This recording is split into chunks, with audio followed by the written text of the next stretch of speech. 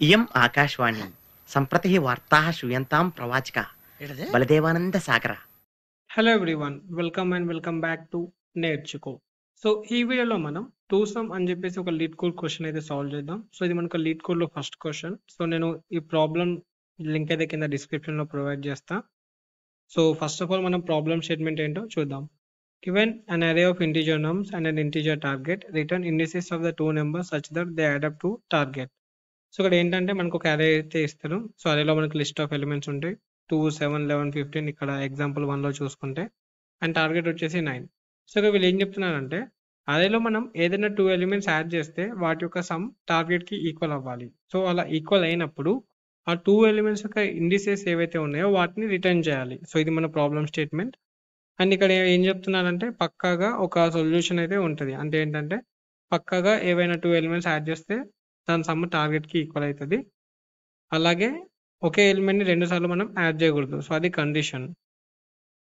So దీన్ని మనం ఇప్పుడు పైథాన్ లో ఇంప్లిమెంట్ చేద్దాం. సో ఫస్ట్ అయితే మనం ఎలా సాల్వ్ చేయాలో చూద్దాం అండ్ దాని తర్వాత పైథాన్ లో ఇంప్లిమెంట్ చేసుకుందాం. సో మన దగ్గర మన అరే ఉంది 2, 7, 11, 15 అండ్ టార్గెట్ వచ్చేసి 9.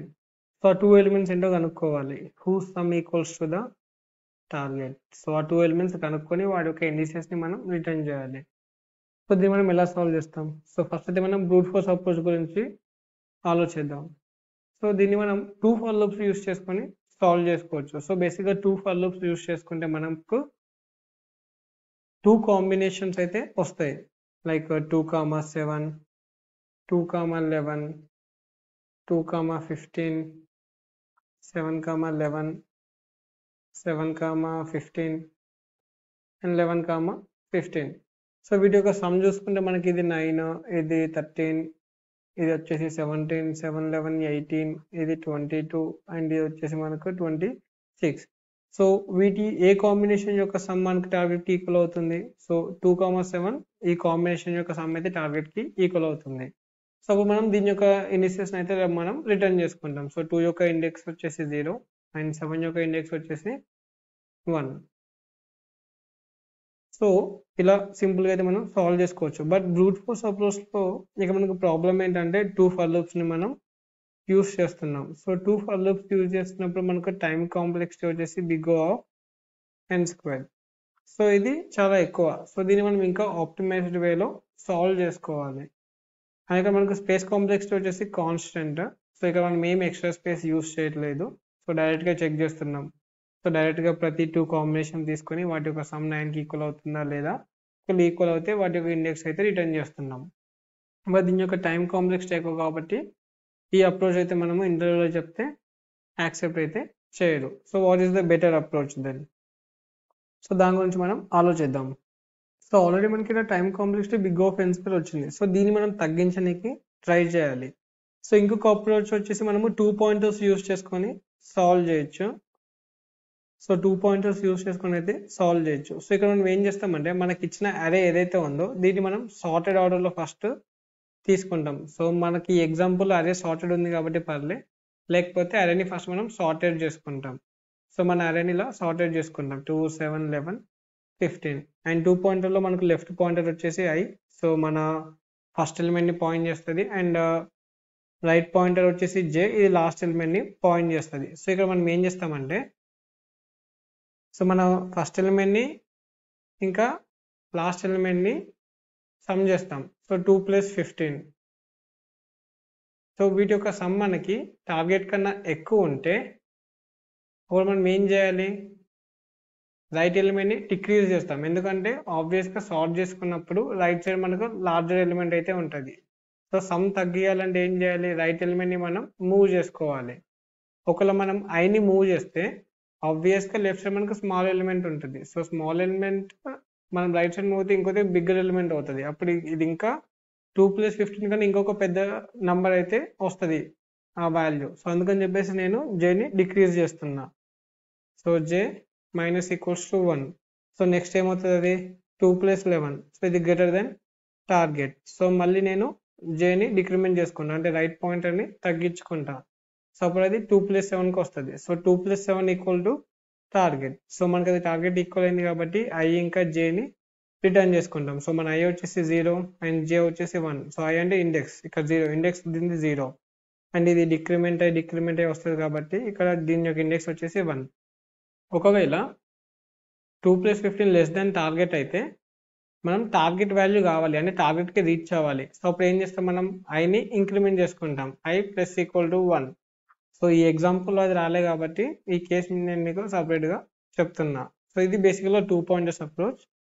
సో ఇక్కడ మనం ఏం చేస్తున్నాం, ఫస్ట్ అదేని సార్ట్ చేసుకుంటున్నాం అండ్ సెకండ్ ఒక లూప్ తీసుకొని ఇటరేట్ చేస్తూ ఈ కండిషన్లు అయితే చెక్ చేస్తున్నాం. సో సార్టింగ్ అండ్ యాడే టైం కాంప్లెక్సిటీ వచ్చేసి n log n అండ్ ఇటరేషన్కి లూప్కి బిగ్ ఆఫ్ n. సో ఇక్కడ మనం కంపేర్ చేస్తే దీని యొక్క టైం కాంప్లెక్సిటీ వచ్చేసి big of n log n. ఇక్కడ మనము అదే ఇన్ ప్లేస్ అంటే సార్టింగ్ ఇన్ ప్లేస్ చేస్తున్నాం కాబట్టి ఎక్స్ట్రా స్పేస్ అయితే ఏం లేదు. సో స్పేస్ కాంప్లెక్సిటీ మనకు కాన్స్టెంట్. సో ఇక్కడ మీరు అబ్జర్వ్ చేస్తే మనం time complexity big of n² నుండి n log nకి తగ్గించినాం. సో కొద్దిగా అయితే ఆప్టిమైజ్ చేసుకున్నాం కంపేర్ టు ప్రీవియస్ అప్రోచ్ అంటే బ్రూట్ ఫోర్స్ అప్రోచ్. సో దీన్ని ఇంకా మనం ఆప్టిమైజ్ చేయొచ్చా అంటే చేయొచ్చు, బట్ అట్ వాట్ కాస్ట్ అంటే ఎక్స్ట్రా స్పేస్ యూస్ చేసుకొని. సో ఇక్కడ మీరు అబ్జర్వ్ చేస్తే brute force approach or else 2 pointers approach ఇక్కడ మనకు space complexity constant. So but next చెప్పబోయే ఆప్టిమైజ్డ్ అప్రోచ్లో మనకు స్పేస్ కాంప్లెక్సిటీ కొద్దిగా ఉంటుంది, బట్ మనకు టైం కాంప్లెక్సిటీ కంప్లీట్గా లీనియర్ అవుతుంది. సో నెక్స్ట్ అప్రోచ్లో మనకి టైం కాంప్లెక్సిటీ లీనియర్ అయిపోతుంది big of n and space complexity కూడా బిగ్ ఆఫ్ n. సో ఇది ట్రేడ్ ఆఫ్ ఉన్నట్టు. ఇంకా మీకు స్పేస్ కాంప్లెక్సిటీ ఉండాలా వద్దా, స్పేస్ కాంప్లెక్సిటీ ఉంటుంది అంటే 2 pointers is the best approach. Space complexity ఉన్నా పర్లేదు అంటే దెన్ మన నెక్స్ట్ డిస్కస్ చేయబోయే అప్రోచ్ వచ్చేసి బెస్ట్ వన్. సో అదేంటో చూద్దాం. సో మన నెక్స్ట్ అప్రోచ్లో మనం హ్యాష్ మ్యాప్ అయితే యూస్ చేసుకుంటాం. సో బేసిక్గా hash map is nothing but dictionary మన పైథాన్లో. సో పైథాన్లో మీరు డిక్షనరీస్ గురించి తెలుసుంటే ఆల్రెడీ డిక్షనరీస్ యూస్ చేస్తుంటే it is same as hash map. So ఇక్కడ హ్యాష్ మ్యాప్లో ఏంటంటే 2 ప్రాపర్టీస్ మీకు తెలుసుకోవాలి. సో ఏంటంటే ఒక ఎలిమెంట్ని యాక్సెస్ చేసిన ఒక ఎలిమెంట్ ఉందా లేదని చెప్పి సెర్చ్ చేయాలనుకున్నా దానికి పట్టే టైం కాంప్లెక్సిటీ వచ్చేసి కాన్స్టెంట్. సో మన ప్రాబ్లమ్ స్టేట్మెంట్ వచ్చేసి a + b = c. సపోజ్ మన దగ్గర ఏ ఉందనుకో, c కావాలంటే నాకు ఇంకెంత కావాలి, b కావాలి. ఇది ఒకటి గుర్తుపెట్టుకోండి. సో మన అరేలో మనం ఫస్ట్ ఎలిమెంట్ మీద ఉన్నాం. సో మన ఫస్ట్ ఎలిమెంట్ వచ్చేసి 2 అండ్ దాని యొక్క ఇండెక్స్ వచ్చేసి 0. సో మన ఫస్ట్ ఎలిమెంట్కి ఇంకా ఎంత యాడ్ చేస్తే మనము టార్గెట్ వాల్యూ వస్తుంది. సో టార్గెట్ వాల్యూ ఎంత మనకు 9. సో ఇంకెంత యాడ్ చేయాలి, నేను 7 అయితే యాడ్ చేయాలి. సో ఇంకెంత యాడ్ చేయాలో నేను దాన్ని హ్యాష్ మ్యాప్లో అయితే పెట్టుకుంటాం. సో కీ వచ్చేసి ఇంకెంత యాడ్ చేయాలి అండ్ వాల్యూ వచ్చేసి ఆ పర్టికులర్ ఎలిమెంట్ యొక్క ఇండెక్స్. దాని తర్వాత నేను నెక్స్ట్ ఇంకో ఎలిమెంట్కి అయితే వెళ్తా. సో నెక్స్ట్ ఎలిమెంట్ వచ్చేసి 7. సో ఈ 7 ఈ హ్యాష్ మ్యాప్లో ఉందో లేదో చెక్ చేస్తా. ఎందుకంటే ఒకవేళ ఈ 7 అనేది ఈ హ్యాష్ మ్యాప్లో ఉంటే 7కి ఇంకెంత యాడ్ చేయాలో అది ఆల్రెడీ నాకు అరేలో నాకు దొరికేసింది. సో ఇంకెంత యాడ్ చేయాలి 7కి 2. సో 2 ఆల్రెడీ నాకు అరేలో ముందే దొరికేసింది కదా. సో అందుకని చెప్పేసి నాకు 2 ఎలిమెంట్స్ దొరికేసినట్టు. సో ఇక్కడ మీరు క్లియర్గా అబ్జర్వ్ చేస్తే ఫస్ట్ నేను ఇండెక్స్ 0లో అంటే 2 దగ్గర ఉన్నప్పుడు ఇంకా నాకు 7 కావాలని చెప్పేసి హ్యాష్ మ్యాప్లో పెట్టుకున్నా. నెక్స్ట్ ఎలిమెంట్ వచ్చేసి నాకు 7. సో నాకు ఎంత కావాలో అన్ని దొరికేసినాయి. సో ఎలా దొరికేసినాయి అంటే నేను హ్యాష్ మ్యాప్లో కంపేర్ చేసుకున్నా. సో మనకు కావాల్సిన కాంబినేషన్ ఆఫ్ ఎలిమెంట్స్ అయితే వచ్చేసినాయి. సో అప్పుడు నేను వీటి యొక్క ఇండిసెస్ అయితే నేను రిటర్న్ చేసుకుంటా. సపోజ్ మనం ఇంకొక ఎగ్జాంపుల్ తీసుకుందాం. అదే వచ్చేసి 3 some 5 7 12. సపోజ్ ఇది మన అదే అనుకుందాం అండ్ మన టార్గెట్ వాల్యూ వచ్చేసి 10 అనుకుందాం. సో ఫస్ట్ ఎలిమెంట్ వచ్చేసి 3. సో 3కి నేను ఎంత యాడ్ చేస్తే నాకు 10 వస్తుంది, 7 యాడ్ చేయాలి. సో అది నేను 7 హ్యాష్ మ్యాప్లో పెట్టుకున్నాం అండ్ నేను నెక్స్ట్ ఎలిమెంట్కి వెళ్ళినా. సో మన వాల్యూ వచ్చేసి 5. దీనికి ఎంత యాడ్ చేస్తే నాకు 10 వస్తుంది, 5 యాడ్ చేస్తే 10 వస్తుంది. సో దీని యొక్క ఇండెక్స్ వచ్చేసి 1. సో 5 యాడ్ చేస్తే 10 వస్తుంది కాబట్టి 5 నేను హ్యాష్ మ్యాప్లో పెట్టుకున్నా. అండ్ నెక్స్ట్ ఎలిమెంట్కి వెళ్ళినాం. సో నెక్స్ట్ ఎలిమెంట్ వచ్చేసి 7. సో ఈ 7 హ్యాష్ మ్యాప్లో ఉంది.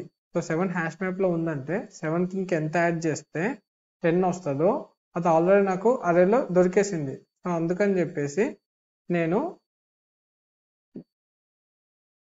దీన్ని మళ్ళీ హ్యాష్ మ్యాప్లో యాడ్ చేయట్లేదు, ఎందుకంటే మనకు ఓన్లీ 1 సొల్యూషన్ ఉంటుందని చెప్పేసి ప్రాబ్లంలో ఉంది, ఎగ్జాక్ట్లీ 1 సొల్యూషన్. సో నాకు సొల్యూషన్ దొరికేసింది కాబట్టి 3 ఇంకా 7. సో దాన్ని వాటి యొక్క ఇండిసెస్ని నేను రిటర్న్ చేసుకుంటాం.